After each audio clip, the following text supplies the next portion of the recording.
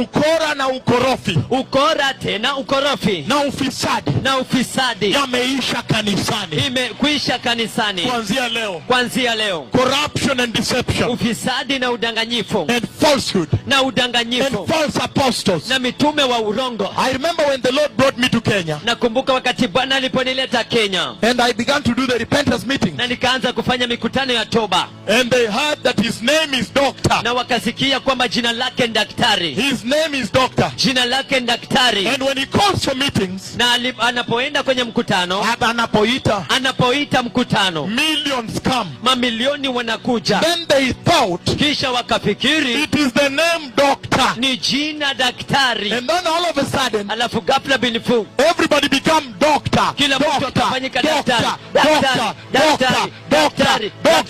daktari. And when they called for meetings, na wanapoitisha mikutano, again people did not come.